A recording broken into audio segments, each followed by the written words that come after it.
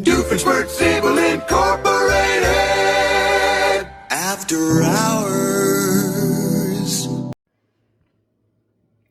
Second new filming location, guys. I don't even want to talk about it. I'm moving rooms currently. Don't ask why. It's a long fucking story that I don't feel like telling right now.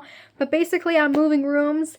It is currently yet to be renovated, but I have a Pinterest board that I'm gonna put on screen right now, of the inspiration for what I'm gonna do. Because all these posters here, these are old. I have to basically, there are a ton of renovations that have to be done, and then we have to transfer all my old stuff here. Hold on. I did transfer all my books down here though, just to get an idea of the space we're working with. But the funny thing is, sneak peek for the video today. What's actually really funny is I put all these books up here to make sure everything fit, and then I realized that the bookshelves fucking suck. These aren't even fucking bookshelves. I mean, look at this. The story is, my house was built in the 1900s. I'm talking pre-Great Gatsby era. This shit is old as hell. So the people who previously owned the house basically did everything fucking DIY. All the electricity, all the fucking appliances, DIY. Terribly DIY'd. Results in shit like this. Why the fuck would you ever make this kind of a fucking wall-mounted diagonal plywood fucking bookshelf? And they didn't even paint it, by the way. See? Rest of the room. Painted.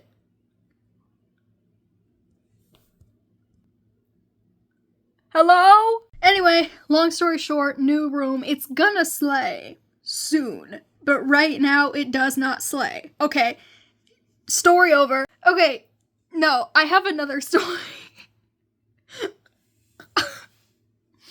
My life in the past 2 weeks has been absolutely unbelievable, because exactly 2 weeks ago, my AC broke during a heat wave where it was 105 degrees Fahrenheit outside every single day for a week and a half. Oh my god. It was 105 degrees outside for an entire week and a half, and the AC was broke for that whole time. And that resulted in me sleeping in my basement for 5 nights. Roll the clips of that experience. Night 5 of sleeping in my basement. And wanna know what fucking happened? Right, cause last 4 days I sleep in here. I check my air mattress for bugs. There's no bugs.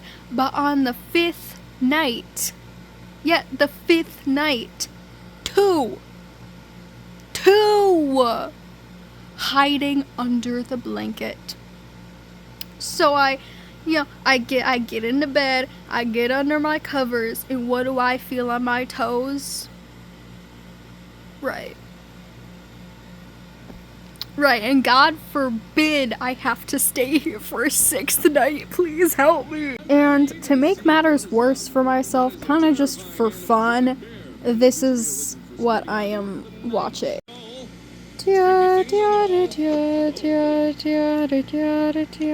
Markiplier is so sexy. Oh my god. So yeah, that was crazy. It was kind of fun, but after 5 nights, I was like, yeah, I can't fucking do this anymore. And now the AC is finally working again, which I'm so happy about, because I thrive in uncomfortably cold rooms. So yeah, story time over. I'm gonna do the video now. Okay, so for this video, I'm gonna be going through my top 10 book boyfriends. Fucking roll the clip 2 weeks ago when I said this would be a boring video idea, and then I changed my mind last minute. And I was gonna do a top 10 book boyfriends video, but I feel like it's a lot more boring, and I'm only, like, deeply emotionally attached to my top 5, so it just would have been a lot of, like, oh, he's hot, and that was it. Right, so clearly I'm just a liar, because I am doing this video. Because I thought it would be interesting, because I'm using a white screen on the computer. I propped my phone up on my computer, and I googled white screen and just pulled up the picture. So if you guys like see me like do this every once in a while, it's because I'm trying to make sure it doesn't turn off. Anyway, I realized it would actually kind of be a good video idea. because a lot of my top female main characters and top book boyfriends, like, go together. So it kind of, like, completes the book couple. So this is basically a part 2 if you want to watch part 1. I don't know how to do the fucking thing where you put it on the corner of the screen, so I'm not going to do that. But just click on my channel and it'll be the second video down to this one. You guys know how YouTube works. And you know what's fucked up? Is that my last video was a shit post. It was, like, mostly edited at 4 in the morning. Really, like, I had a migraine while I was filming it. It was just so shitty. And it's the second highest performing video on my fucking channel. So I don't know what your guys' problem is, but you guys keep, like, all the videos that I put the least effort into pop the fuck off. And it's really annoying. Because I've made videos that I watched back and I thought, oh my god, this is so fucking funny, and it would only get like 40 views, and then I put out a shit post and it gets almost 100 views. Multiple likes, multiple comments, multiple new subscribers. Energy drink at 9 p.m. check. Energy drink at 9 p.m. Okay, anyway. Okay, I feel like that's enough preamble. This intro's been long enough. So I'm going to get into my top 10 book boyfriends. And at my number 10 spot, this whole list was really difficult because my top 10 book boyfriends, they move around a lot. They very often get kicked off of the list. New people get added very often. It's like, my top 5 is really solid, but my bottom 5 is a lot less competitive. Whereas with my top 10 female main characters, all of those are like, they are never moving. I'm never taking them off. I'm never moving them in the place that they're in. But with my book boyfriends, they fucking move around every single day. Like, even as I was putting together the stack of books for this video, I changed it. And I might change it again tomorrow. But either way, all of these have been in my top 10 for at least a year. So I feel like it's pretty solid. Anyway, at number 10, we have Lance Orion from the Zodiac Academy series, and this is an urban fantasy romance series, which basically means that it takes place in a modern day setting, but it still is fantasy. Like, there's dragons, there's griffins, there's fae, there's, like, dragon shifters, whatever. And Lance Orion is basically a professor at Zodiac Academy, and he is, like, the one, like, grumpy guy who, like, hates everybody but his love interest, Darcy Vega. And I love her so much. She's in my top 20 female main characters. And he is just, like, he just hits different. Like, he's like a Lana Del Rey song. He's like a Lana Del Rey song. He's very, like, just, like, dark and mysterious, but also loves so deeply. Oh my god. Why is my cat running like a coyote? Anyway, he just loves so deeply, and his relationship with Darcy is forbidden because it's professor-student. And in book, I think it's at the end of book 4 or maybe book 5, they basically get caught by the higher-ups. I don't remember if they get ratted out on or if they just generally get caught, and then Lance Orion is basically sent to, like, the in-universe version of Azkaban, and for the entire time, he's literally just thinking about her, and every single time that somebody visits him, he asks about her. He, like, doesn't know how, he loves giving love to people. He loves giving love to his friends. He loves giving love to Darcy, but he doesn't really know how to receive it. And throughout the series, you watch him, like, learn to receive love. And it's just really good. A lot of people hate on this series, but I love it. Yeah, Lance Orion. Number 9 is BJ Ballantyne from the Magnolia Park series. Now, he is a very controversial MMC because in this book, there is the cheating trope, or in this series, there is the cheating trope between the main couple, and he is the one who cheats on her. You find out throughout the series the reason why it is, and it's completely, like, subversive to what you would originally think when you hear cheating trope. But he is just such, like, a damaged man who needs therapy very badly. He gets therapy later in the series, but in this first book, he's so unhinged. Like, he, like, does drugs and drinks and goes out obsessively to try and forget about her, but everywhere he is, she is. He sleeps with so many people to try and forget about her, but she's always on his mind. He hates himself for the way that he has treated her in the past, so he pulls away from her a lot, but at the end of the day, they are best friends before they are lovers. So they always end up coming back together. Yeah, I love BJ so much. He's still to this day the only book man who has ever actually made me question my morals, because there's a lot, and he's not even a dark romance main character. He's just a contemporary romance man. But because of the issues that he deals with in this series, it makes it a little bit hard to love him, but then once you love him, you are just obsessed with his character. Like, not even because he's hot and sexy, not even because he's like a book boyfriend, but also because he's so well written. And that's the theme with a lot of these male main characters, is that a lot of them are hot and a lot of them are attractive, but a lot of them are also actually like masterfully written, to be really like deeply emotional and intelligent, which isn't a treatment that male main characters get a lot in books. Yeah. I love the Magnolia Park series so much. I give this series free fucking promotion every day. This is the first book in the series and it has that many tabs. Like, I love it so much. I will do propaganda for this series until the day I die, and anybody who hates it, I'm coming to your house. Anyway, number 1. Hello? Number 9, BJ Valentine. What the fuck? What are my fucking cats doing? Okay, at number 8, we have Liam Waters from The Fabric of Our Souls by Kaya Moranova. And he used to be so much higher on this list. He used to be number 3. But obviously things have switched around since then. And it makes me really sad to put him this low because I love him so much, but competition is steep.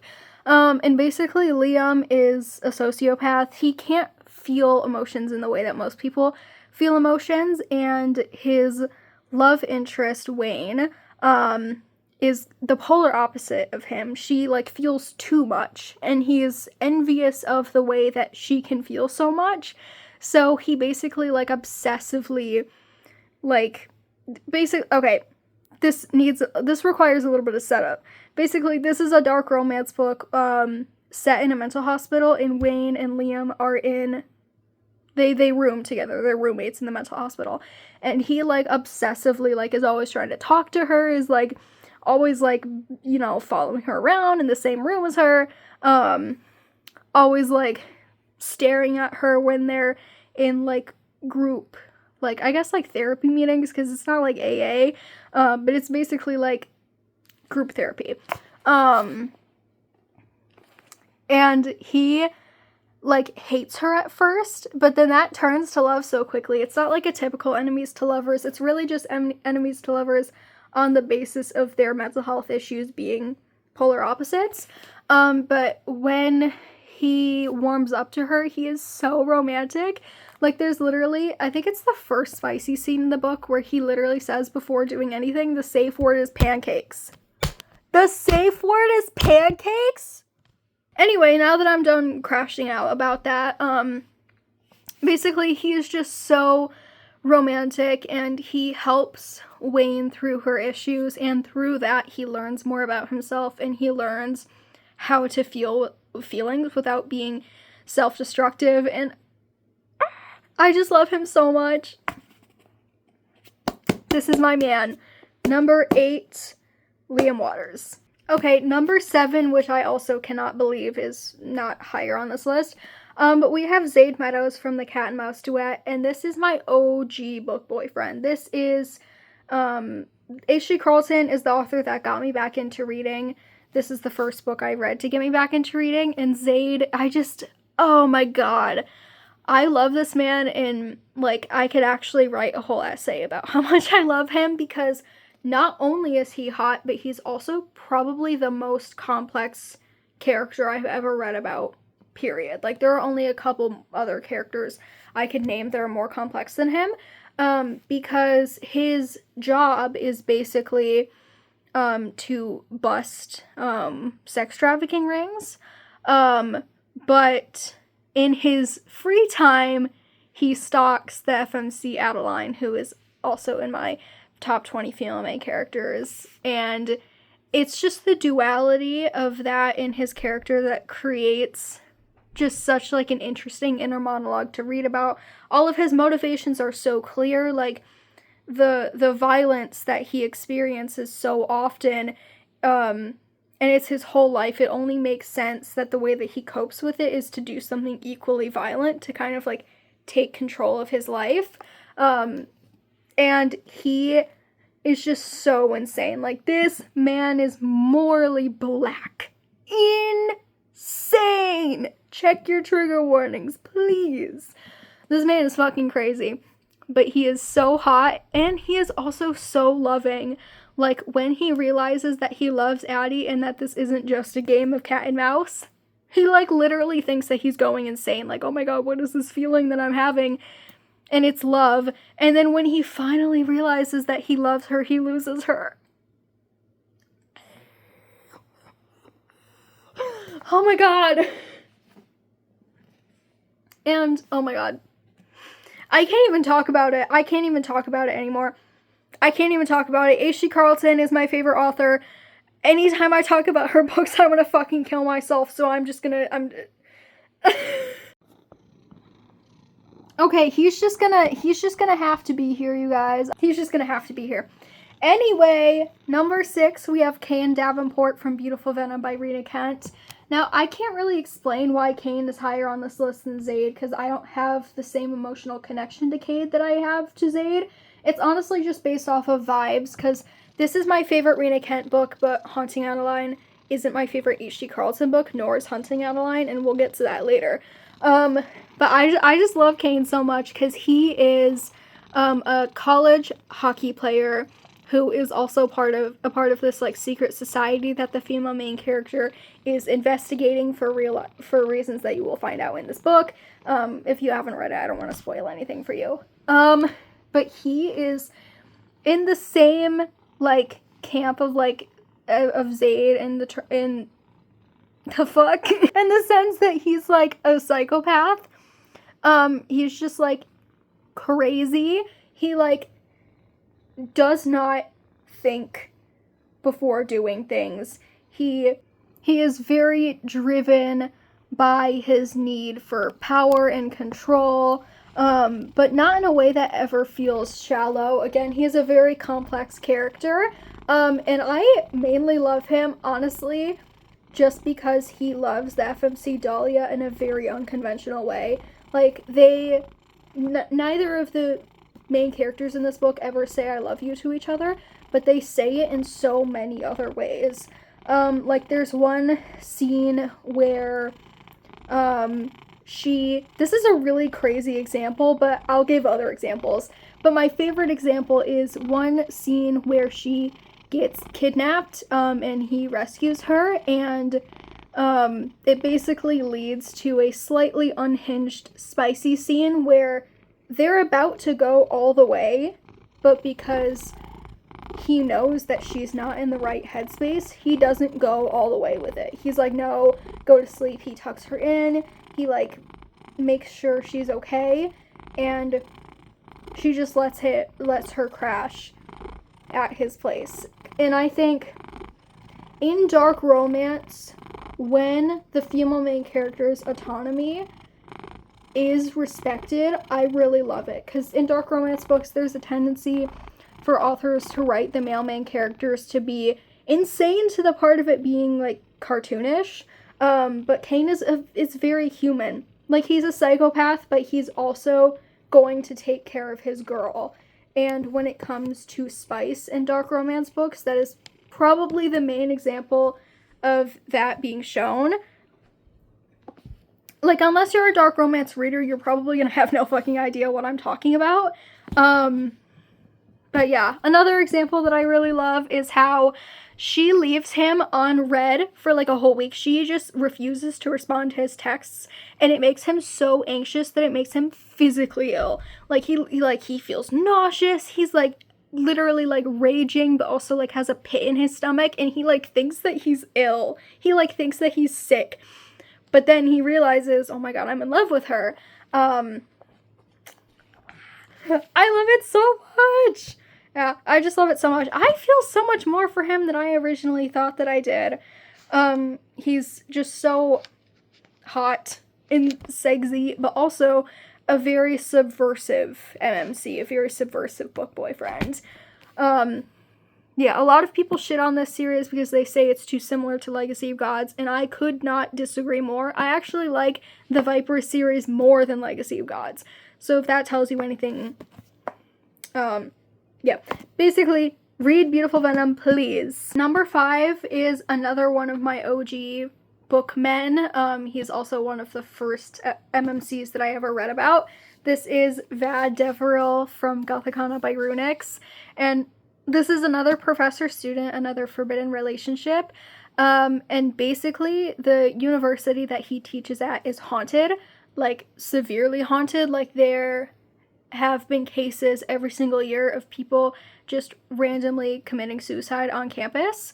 And everyone on campus knows that he's like tangentially related to all of this chaos happening, but nobody can prove it, and nobody knows why he's connected to all of this, if he's a good guy, if he's a bad guy. So it's very morally gray. And he's just like, he like spews poetry out of his mouth. This man spews poetry out of his mouth.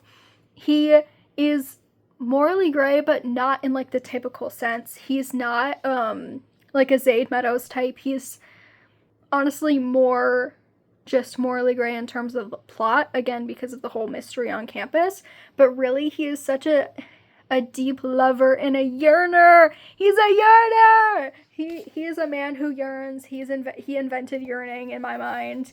And he becomes absolutely obsessed with the FMC Corvina, who is also in my top 10 female main characters, so you can see me talk about her more in that video. But he becomes absolutely just enamored with her. He wants to know everything about her. And she's like super iffy about him at first, obviously because of all the rumors she's heard about him. But once they kind of get to know each other a little bit more, they just love each other to the ends of the earth. Like on nights where she has trouble sleeping because of nightmares and stuff, he lets her like sleep in his room with her, even though there's a high chance that they could get caught. They go on walks together in like the haunted woods on campus. Like they literally, there's a spicy scene that happens on a piano, on a grand piano. I just love this so much, and there are like so many times where he like flirts with her in class, and everyone's like, what the fuck is going on here? And he's just so unabashed about it. Like, he literally does not care at all. He just wants this girl no matter what. And yeah, this is like, you've been coughing up too many hairballs lately. Can you not? Me and Bestie. Anyway, number 5, Vad Deveril. According to all known laws of aviation, there is no way that a bee should be able to fly. Okay, I'm gonna have to sit really weird for this take because of the cats, but I'd do anything for these babies, including, but not limited to, putting myself in extreme pain. So just ignore the fact that I'm sitting like this. Anyway, my number 4 book boyfriend is kind of an oddball, and I feel like I have to explain myself, because he's a side character in a non-romance series. He's only even in this series for 2 out of the 5 books. And he dies a very tragic death, and that is Finnick Odair. He is at number 4. Did I already say that? I swear to God, if this happens one more fucking time. She changed it to magenta. Do you like magenta, babies? Do you like magenta? I think she likes magenta. Okay, but I need the white screen. Thank you. She keeps fucking changing it. Okay, anyway. Finnick Odair is at number 4 from the Hunger Games series. Okay, so she's just... Whatever, I'm gonna ignore it. Okay.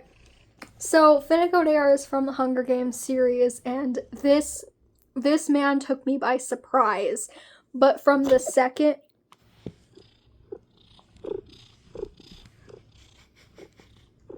From the second he showed up in Catching Fire on some, hey, Katniss, want a sugar cube? I knew, I said, that's my man. That right there is my man. And he's obviously very attractive, very handsome, but he also has so much charisma, and his maturity, his emotional maturity at such a young age, the way that he cares for people and is so selfless, the way that he loves Annie. Katniss, I think, in Mockingjay, literally asks, how did you, like, were you and Annie love at first sight or something like that? And he replied with, no, she crept up on me. This man is so romantic, and he's such an amazing friend. Him and Katniss's friendship, especially in this book, is just so beautiful. There's one, I think it's one of the first nights of the 75th Hunger Games, and Peeta and Mags are asleep, and they, like, start just, like, playing around. I don't remember exactly what happens, but they do something along the lines of, like drawing a mustache on Peeta's face with mud, and they're just, like, doing a bunch of silly shit, and it's just such a wholesome scene.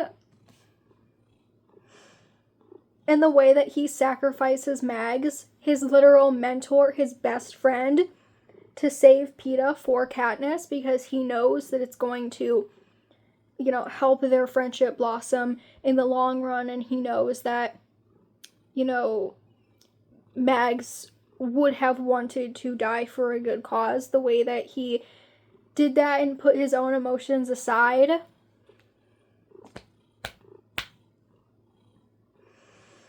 And you know what's fucked up?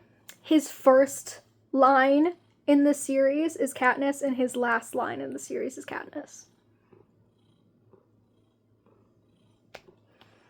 This man actually makes me want to kill myself, but I also want to marry him.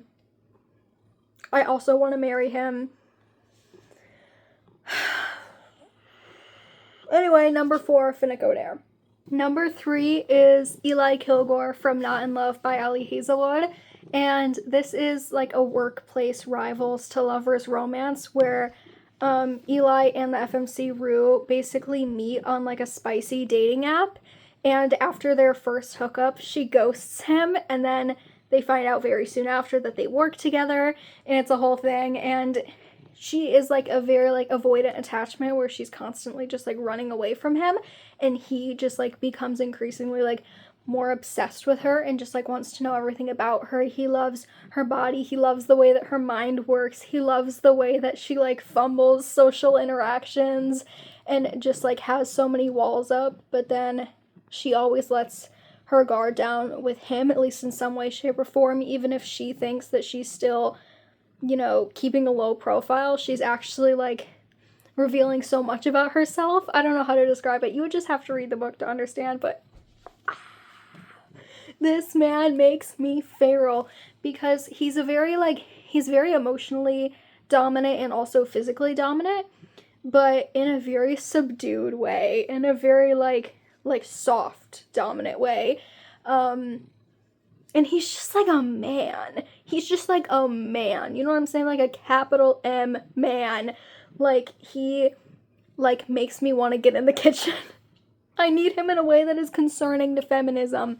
And he's just like such a nerd, and he loves cooking, and he loves dogs, and he just is so like, something I love about him is that he's a very normal man. Like, he's not like a dark romance stalker man. He's just some guy who happens to be really fucking hot and really fucking beautifully romantic, and like, he's like the definition of like communication is key, and like, will just do anything for the person that he loves, and cares more. Even though this is a very spicy book, it's very centered around their like kind of like BDSM dynamic. It is also like, he also still prioritizes emotional connection and like partnership over physical intimacy, which I just think is so special. You rarely ever see that in romance books, and I just love this book so much. And the way everybody just collectively agrees for some fucking reason that this is Allie Hazelwood's worst book is unbelievable to me, because this is a masterpiece to me. This is a masterpiece to me. This is my only 6-star contemporary romance book, and no, I'm not including Boys of Tommen and Magnolia Parks as contemporary romances, because they're just so different to the rest of the genre. But in terms of like pure contemporary romance, like in the same camp as like off campus and stuff, this is the best in that genre. So please read Not in Love. Okay, my number 2 spot is Xaden Ryerson from the Fourth Wing series, and oh my god, I recently finished this series, and it has ingrained itself into my brain cells, and into my skin. And Xaden Ryerson is, his character has such an amazing misdirection, where everyone says that he's a bad guy. Everyone's like, oh, Violet Sorrengail, stay away from Xaden Ryerson. And he ends up being, like, I say it with all these MMCs, but the most romantic man ever. Like, you see, because there are bonus chapters kind of throughout the series where you can see certain scenes from his point of view, and there are so many scenes where, because him and Violet, the FMC, are technically rivals because of the families that they come from, and everyone's like, oh, Violet, he's out to kill you. And every single time that Violet sees Xaden throughout at least the first book, she's like, oh my god, like, he's looking at me because he wants to kill me. And then you see that scene play out from his perspective, and he's literally like, oh my god, she's so fucking beautiful. And because of their little rivalry, he kind of vows to stay away from her, but then it gets to a certain point where he is just absolutely pining for her, and when the slow burn finally burns, it is so good. But then the slow burn doesn't end, because there's a reveal at the end of this book that makes them break up, and then they spend the whole second book getting back together, and then the third book is them going through even more strife and even more struggles, but then loving each other no matter what. And the way he sacrifices himself at the end of Onyx Storm, the way that he sacrifices himself at the end of Iron Flame, the way that he sacrifices himself all the time for this woman. And something else that I love about him is that he uplifts Violet in a way that nobody else in the series does, because Violet is chronically ill. She has HEDS, and it's kind of implied that she has other autoimmune disorders as a result. So she's never going to be the most, like, physically strong, but he knows that with the right kind of personalized training and with the right kind of gear, and, like, armor that is, like, tailored to to her body, with the right encouragement, she can be the strongest just in unconventional ways, and nobody ever believes that she can, you know, be the best dragon rider or have the most powerful powers, but then she ends up being all of those things. Sorry, I keep itching my nose a lot. It's really, like, my allergies are acting up right now. But anyway, he just uplifts her so much and is so, like, romantically stern about, like, her not, like, talking down on herself. Like, if he catches her having like an insecure moment, he's like, no, don't speak to yourself like that. Or when another character puts her down, he's like, they are lying to you, and you know that it's not true. Get the fuck up. You're Violet Sorrengill. Act like it. Like, he's so stern about it, but also so romantic about it. Oh my god. I love him so much. I can't say anything else without spoiling this entire series, but Xaden Ryerson is number 2. I love this man so much, it makes me want to die. My number 1 is Cage Everhart from Where's Molly by H.G. Carlton. This, from the second I read this book at the end, I think it was at the end of 2024, I knew that he was going to be my number 1 forever. I mean, this book is 212 pages, and I have this many tabs. By the way, in multiple colors. Basically, it's really hard to describe the plot of this book without giving away the cat and mouse duet, because this is a cat and mouse duet spin-off. But basically, Molly is a side character in Hunting Adeline, and something really bad happens to her, and she basically gets relocated by an organization related to Zade Meadows that basically helps relocate people who have been through some terrible things and are kind of in a bind, and they need to change their whole identity and basically disappear. So the whole concept of the book is that she's basically become a ghost. She is dead to the world. And one day, he is delivering bodies to somebody's house. Don't ask again. I can't explain without spoiling it, but he's delivering dead bodies of very awful people to someone's house, and he sees the owner of the home and is like, that's Molly, but she's not in the place where we relocated her to be. She's in the state that she grew up in. What the fuck? And he has a lot of conflicting feelings because he's like, what the actual fuck? Like, what happened to the original plan, right? But then he is also, like, so many more emotions come flooding back to him because they met once, 10 years ago, and they were a one-night stand. But he knew from that moment that he was in love with her. He counted almost all of her freckles, and from the morning after they hooked up, he vowed to count the rest of them when he saw her again. And that's exactly what he does. Like, and instead of being mad at her about her decision to basically reverse all of the work that him and his organization have done, he comes over to her house and throws like a little like intimate like housewarming party kind of, and he brings wine, he brings in a movie, and he just like starts rummaging through her house very much like it's not my house but I know my way around, and he makes popcorn for her, and then instead of asking any questions he just puts on the movie and massages her feet and just takes care of her. She's the morally gray one in this book. I can't really say why, but she's the more morally gray one in this book.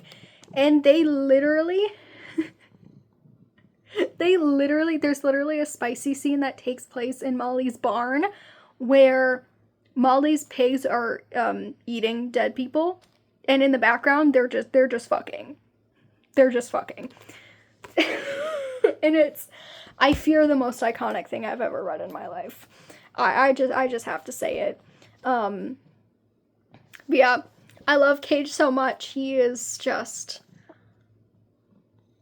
my number 1 forever, my number 1 for life. He is like the only man on this list aside from Eli Kilgore that has actually informed my standards for real life men. Just in the way that he takes care of Molly and just like cares for her, and I love his personality, and he's also so hot. Like, and also something I love about this book is that both of the main characters are older. They're both in Molly's in her late 30s, and I think Cage is 40 or 41, and I love that. I am always like on the side of romance books are always hotter when they're older. Don't give me no 18, 19-year-old FMCs, no, like, college-aged people. That only works in, like, certain cases where, like, Beautiful Venom is a college romance, but you can't really tell because the characters are so mature, but there are other romance books where the characters being so young just falls flat, and I love that H.G. Carlton always writes older main characters because it just adds so much more depth to it. So yeah, number 1, Cage Everhart, number 1 for life. Thank you guys so much for watching. If you enjoyed this video, please consider hitting the like button and subscribing. Yeah, thank you.